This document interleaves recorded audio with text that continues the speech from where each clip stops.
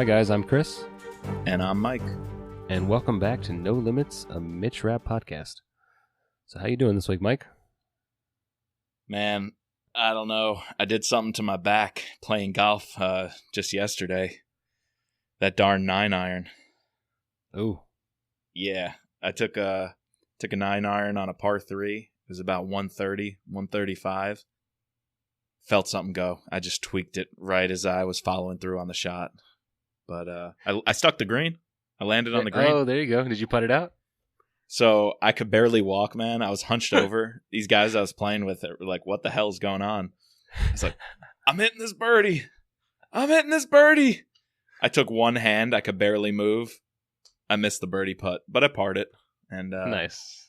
Yeah, that was my last hole for the day. I took off after that. Well, you better get ready before we see each other and play golf, so... I know. That's my goal. I just want to get ready for a little golf meetup with the boys. So I'm taking it easy until then. All right, good. Yeah. Yes. You're only a year older than me, but sometimes, you're an old soul, Martini. I feel like as long as we've known each other, I've been the old man. Just You have. It's kind of funny. I really have. I go to bed early. I never went out with you guys, or if I did go out with you guys, I left the bar at like 10 p.m. You're famously the Irish goodbye to it guy too. You just peace out super early, not even tell us. Oh, Guilty man. as charged. Guilty as charged. That's funny. Well, on a different note, we have to thank our patrons, who we want to take a moment just to thank them. They're what makes this podcast possible. You too can become a patron of the show, just like Dennis T, Sherry F, Peggy G, Catherine C, Ray M, and Jeff P. By clicking that orange button, support us on Patreon at our website, mitrappod.com. Awesome.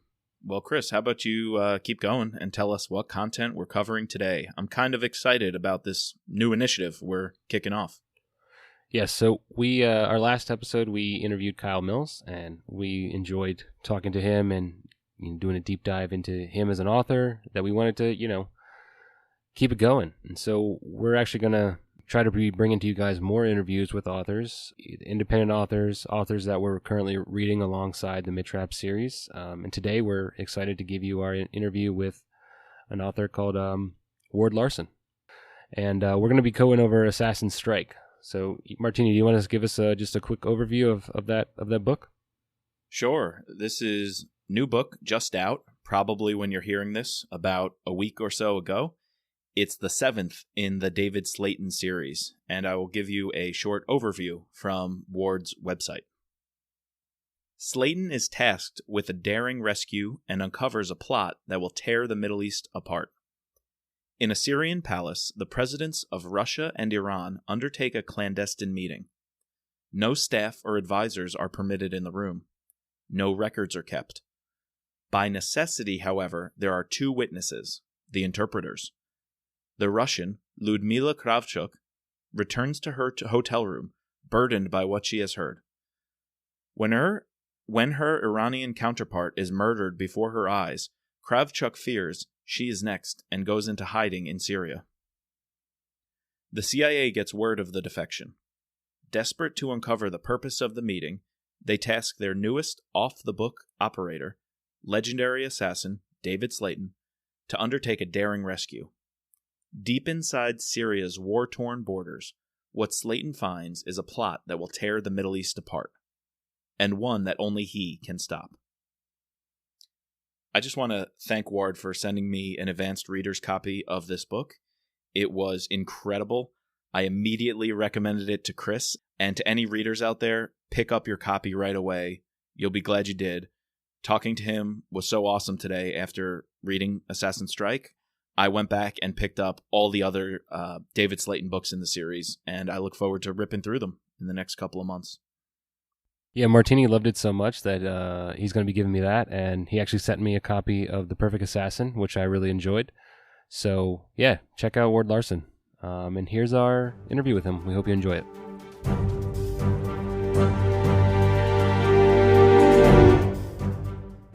So today we're excited to welcome a USA Today bestselling author and former U.S. Air Force pilot, Ward Larsen. Ward is the author of 12 thriller novels, including his recently published Assassin's Strike, the 7th installment in the Assassin series. So, Ward, thank you for joining us today. Glad to be here. And I got to say, congratulations on the release of Assassin's Strike, the 7th in the David Slaton series. This book was unbelievable. Easily one of my favorite books of the year. So can you tell us, where did the idea come from to set the bulk of the action in Syria? Well, it's tough as a writer coming up with ideas for plots that haven't been done before. It really is. That's probably the hardest thing for me, is coming up with stuff that isn't, it hasn't already been done. Syria, of course, is a hot spot. I generally try to keep up with current events, and that's where I get most of my ideas, which, Syria, of course, has been a hot spot for, 10 years now. And I guess the whole original concept of this would involve the interpreter at the beginning, where, and that probably goes back to when our president, Trump and Putin met in Helsinki a couple of years ago, and nobody was in the room but the interpreters. And it just, gets you thinking, what do they know? What do they not want to know that they heard? And it just was kind of the seed of an idea. Yeah, I was really taken aback right from the opening scene, just pondering how much access interpreters have and how necessary they are to international relations. And I started thinking about other jobs that might be kind of right on the outskirts of these big important meetings and might eavesdrop and hear something here and there. And placing an interpreter at the center of that was really brilliant, really genius idea. Yeah, well, they're kind of an innocent, they're sort of Hitchcock's, innocent man who gets thrust to an impossible situation, and that's kind of where this interpreter found herself.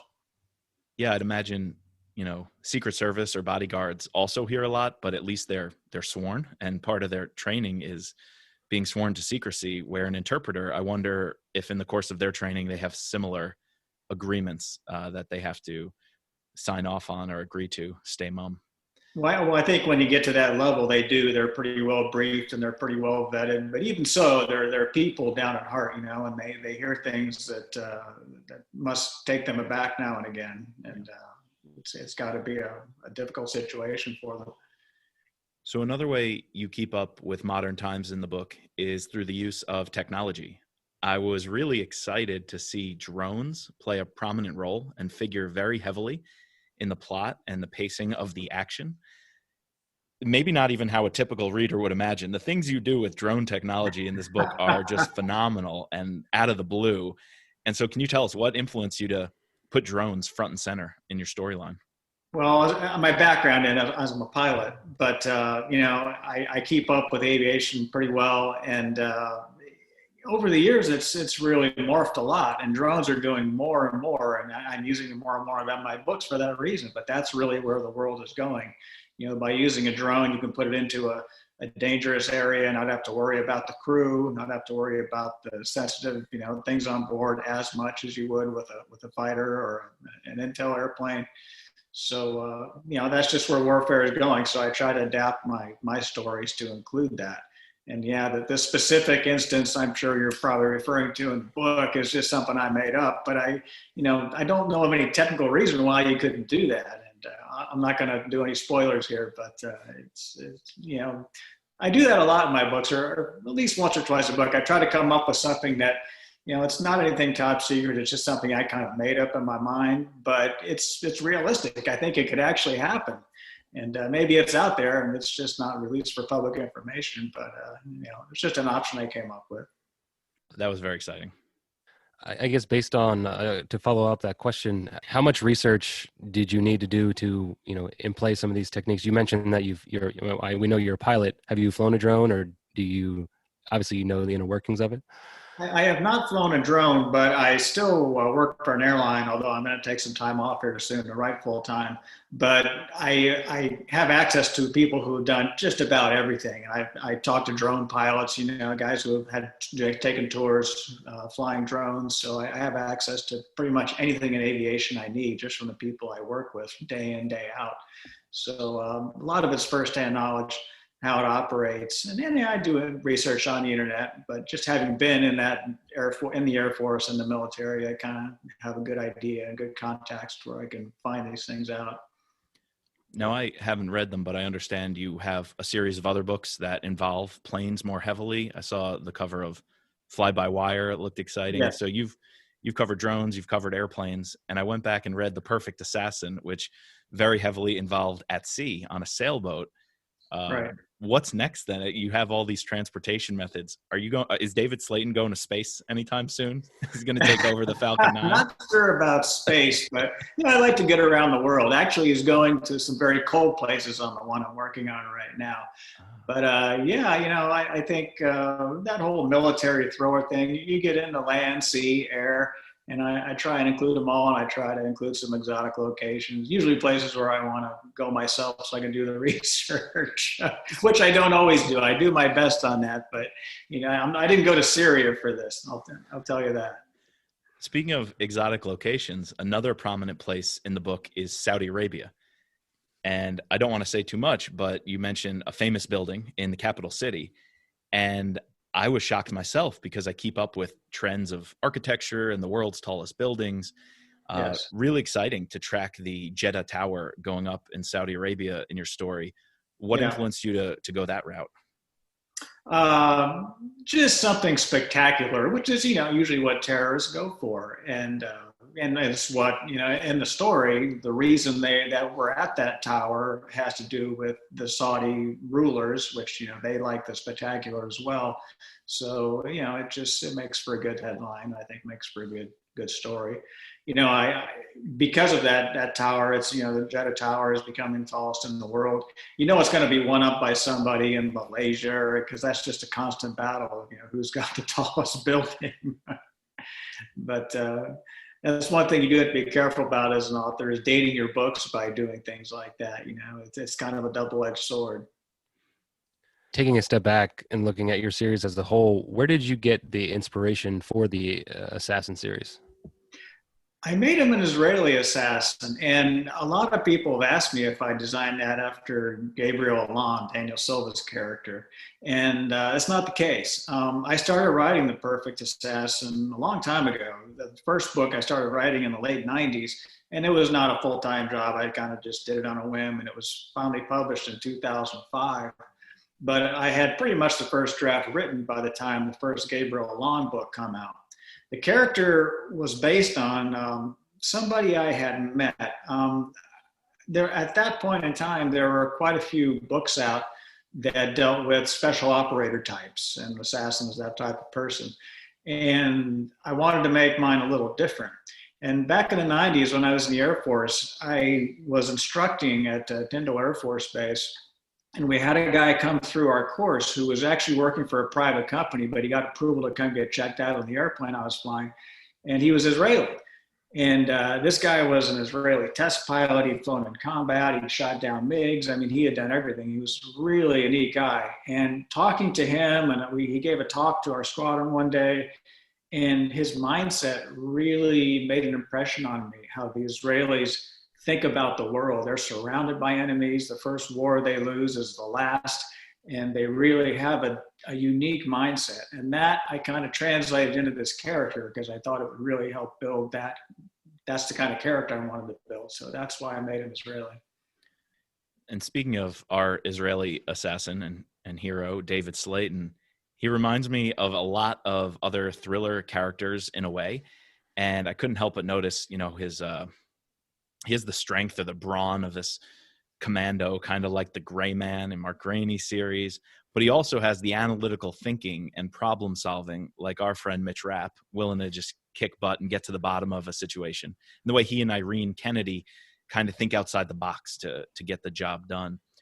Again, way back then, I don't think Mitch Rapp had been around yet at that point when I first started writing, but I'm sure the later books I had read, those characters. And Slaton has evolved over the years. He used to be a real loner, and he was kind of used by Mossad and tricked into doing some things he probably wouldn't have done otherwise.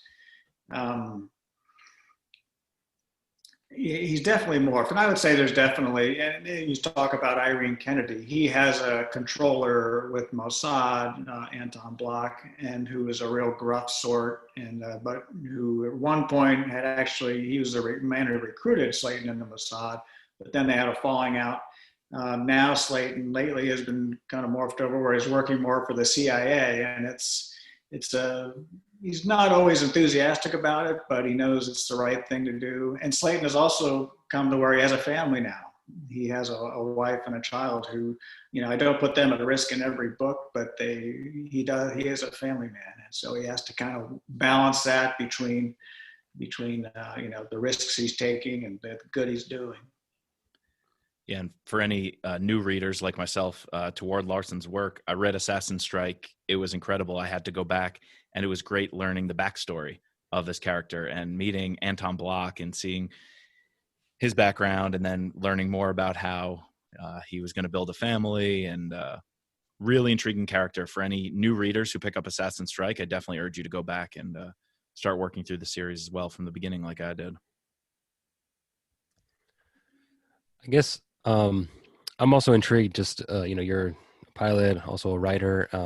Really wanted to know a little bit more about your approach to a new novel, and how you set out to. Are you that we listen to this other podcast where they talk about you're either a plotter or a pantser, and we talked to Kyle, and he literally writes these, almost a novella for his outlines. So what sort of style do you take? I tried doing the outline once and it didn't work at all. I spent more time messing around with the outline. So I'm definitely a pantser. I kind of have the big generic idea of where it's going to go in the end. And then I just, start from the beginning, and it's a path to get there. I kind of look at my first draft as a 90,000 word outline, and then I just start rewriting at that point. But I'm definitely a pantser. I don't like the restrictions of an outline, but different people work differently, and some just have to have that structure. And I really like working better without it. I think it gives me more leeway to react to things that come up during the course, because it takes a year to write a book, and you have good ideas during that year and directions you decide you want to take. Sometimes it's current events drive, things that happen in a book, and you want to go places or not go places due to what's happening in the world. So I definitely like to leave it open. Do you have like a file of situations that you want to, put your characters in that for the next one, or, it comes to you, throughout the course of writing one book, or do you just focus on one at a time? I keep a loose record. I have a little file folder I keep of, ideas for upcoming books. And, I kind of go through them each time and decide which is the best one, or if I can come up with something better. But I have to write it down because, I just can't remember all this stuff. If I try to, I'll lose the idea. So I write it all down. And I usually, each year I get about 8 or 10 different concepts of where to take it. What I thought was really a good one, if you read it, it's like I say, it's very hard to come up with things that haven't been done. You've got anthrax attacks and nuclear weapons and things like that. The one that I really enjoyed a lot was Brad Thor's that came out last year, not the most recent one, but last year, where he ended up in Russia and he crashed in an airplane, and it was escape and evasion. It was Siri, which is really a cool way to go. I thought nobody had quite done that. There was a book that came out many, many years ago done by Louis L'Amour called The Last of the Breed. That was kind of the same thing, where a guy was trapped inside Russia, actually, and he had to basically walk his way out. He was an Indian, and it was a really, really interesting book. But and I think that's where Brad got the idea for that. But it's hard to come up with those things that haven't been done, those concepts. It's funny you brought up Backlash, because when you were mentioning putting David Slaton into a colder environment, seeing what happens, I couldn't help but thinking back to that Brad Thor novel last year. It was fantastic. But I was going to ask you more about your experience as a pilot. Can you tell us a little bit about what your role was in the Air Force? I mean, thank you for your service, of course, but what did you enjoy most about your days flying for the Air Force? Well, the flying is the best part. I flew A-10s. When you fly an airplane like that, a fighter or an attack airplane, you're really only up in the air maybe 3 or 4 times a week, and the rest of the time you're in briefing and training and ancillary stuff, and you're a flight commander doing performance reports and things like that. So I definitely miss the flying, but the farther up you get in the ranks, the less flying you do and the more of the other stuff you do. So I don't really regret getting out, but I definitely miss the flying. I had written about this in another interview earlier, but I was in the Gulf War, the first Gulf War, and it was kind of odd because at that point I'd been in the A-10 3 years, and the whole time we were training for basically the Cold War. We were training to go to the Fulda Gap in Germany and fly low and bump up and strafe tanks and things like that. Then the Gulf War came around, and the threat was not high threat. It was low threat. We owned the skies. We pretty much suppressed all the surface air missiles. So we were staying up high to stay out of the small arms fire, which is the only real threat, and doing strafe in a 60-degree dive, which none of us had ever done before. And a 60-degree dive feels like you're pointed straight at the ground. So it was, interesting how it all came to a head in that war, and how it changed from the way we trained. But we adapted, and then it worked. Do you have, if you don't have to share it, if you don't feel comfortable, do you have like a favorite memory of when you were flying? One thing, and again, I was just thinking about this to go into a book maybe, but I remember one day in the Gulf War out flying, and I was flying over Kuwait. It was daytime, and looked off in the distance, and I saw what could only be described as a mushroom cloud. I was at 25,000 feet, and this cloud was going higher than I was. It really was a mushroom cloud. And I didn't know if we had there's a small island off of Kuwait called Failaka Island. And there were a bunch of Iraqis out there, troops, no equipment really, but just a lot of troops dug in. And what it was a fuel-air explosive, one of the mother of all bombs that they roll it out of a C-130, and it gets above the ground, the fuel spreads out, and then it ignites, and it just creates a huge pressure wave. But the thing was, none of us knew that was coming, and none of us had ever seen one before. And it was a real eye-opener to see that. And I think my other memory of that war was when they lit off the oil fields, the big black cloud that just hung over the whole country. Wow. On a lighter note, do you have any favorite geographic landmarks to fly over, things that just look beautiful from the sky? Lately I've been flying a lot in the Caribbean, and I've been flying over the Bahamas quite a bit. And the Bahamas are real pretty to fly over. The Bahamas are big. And I was just out there the other day, and I saw what looked like the boneyard of cruise ships. There must have been close to 20 cruise ships just parked off Nassau and all anchored. So yeah, you see some neat things out flying around. It really kind of gives you a God's eye view of the world. Is it hard to manage your writing and your flying? Yeah, it has been. Again, I got to take some time off because of this COVID thing. They're offering a lot of programs for taking temporary time off. So for the next couple of years, I'm going to just write full time. So I'm looking forward to that. But yeah, it is a little tough to do both. Although the airline, I fly about 3 days a week with the airline, and plus on overnights I can get some work done in the hotel room. So it's manageable. The jobs go well together, but still it's full time. Nice. Yeah, well, that's great. Thanks for coming on the show and talking to us about the new release of Assassin's Strike. We like to wrap up by asking, what are you currently reading or consuming in media? Any books, any TV shows that currently have your attention? TV shows, I'm watching Bosch right now, Michael Connelly, the adaptation nice. of Michael Connelly's books, which I think is a very good adaptation. The way he's kind of worked his books seamlessly from one season to the next. He's kind of weaved them all in. I thought that was very well done. And right now I'm just about to start Daniel Silva's next book. And I'm reading another book about the Mossad. I can't think of the name of it. It's an odd name, but it's about the history of assassins in the Mossad. And I'm learning a lot from that. And I never knew how many people Mossad has actually done away with. It's been in the thousands. But it's an interesting book, nonfiction. I looked that up. We're both me and Mike are pretty interested in the history of the Mossad. So I'll email that to you later. Big nonfiction nice. readers, even though we're doing the Mitch Rapp podcast, pretty big nonfiction readers too. Yeah. Well, Mitch Rapp, they only put out one book a year, right? By the way, I got to say on Mitch Rapp, I thought Kyle Mills has done a standout job of keeping that series true to the originals. And that's not an easy thing to do. So my hat's off to him. I think he really does a good job with it.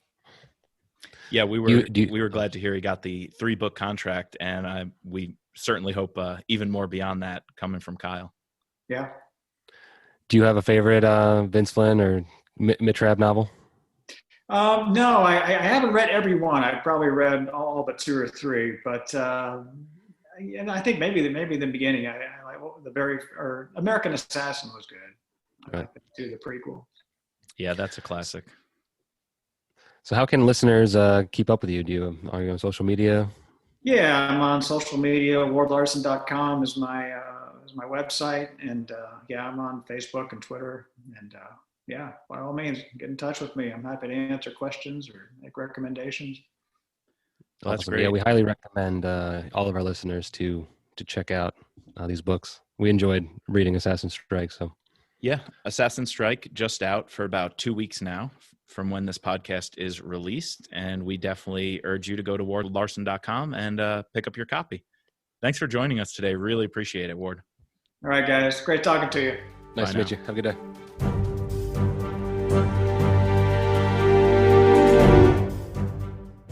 We hope you enjoyed that interview with Ward. We hope to be bringing you more of those. But in our next episode, we're going to be continuing our Road to Total Power series as we get ready for the release on September 15th. Yeah, so look for that in your feed.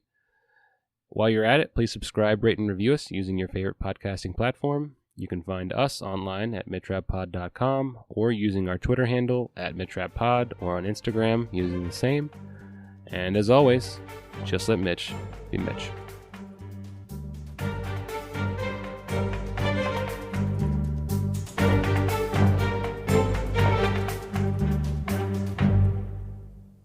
Well, Chris, I guess you could say my review of Assassin's Strike can best be summed up in the form of a limerick.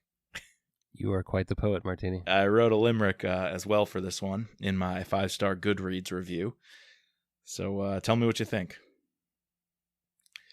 Where have you been all my life, David Slaton? For more of your adventures, I'm now waiting. Assassin's Strike, a stunning delight. To my Amazon cart, his books will go straight in. With drones and chemical agents aplenty, this is one of the best books of 2020. The action never ceased. Ward created a masterpiece. To his books I will turn quite frequently. Well, how about you read the one for The Perfect Assassin? Couldn't help myself writing another limerick. All right. So you recently sent me the copy of this, and I'm working my way through it. So I like what you've done here, and I'll go ahead and read it for you. David Slaton, a sailboat, and a doctor. He was so strong that it shocked her. Nuclear weapons are lost. Locating them at a cost. Our heroes run from a concoctor. A fantastic introduction to the massage agent we can trust in. A kitten to keep up with. An assassin not to fuck with. Amazing Ward's work has thus been. Boom. Boom, baby.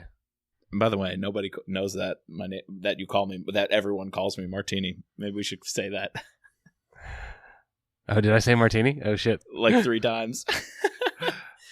That's honestly. I'm surprised this is the first episode that I made that slip up. Do we have to point it out or no? No, I'll just go back to calling you Mike. They're gonna be like, "Who the fuck is Martini?" People are gonna be like, "What?" Oh, I guess people on Facebook will know though, because people on Facebook will know that you're Mike Martini, right? So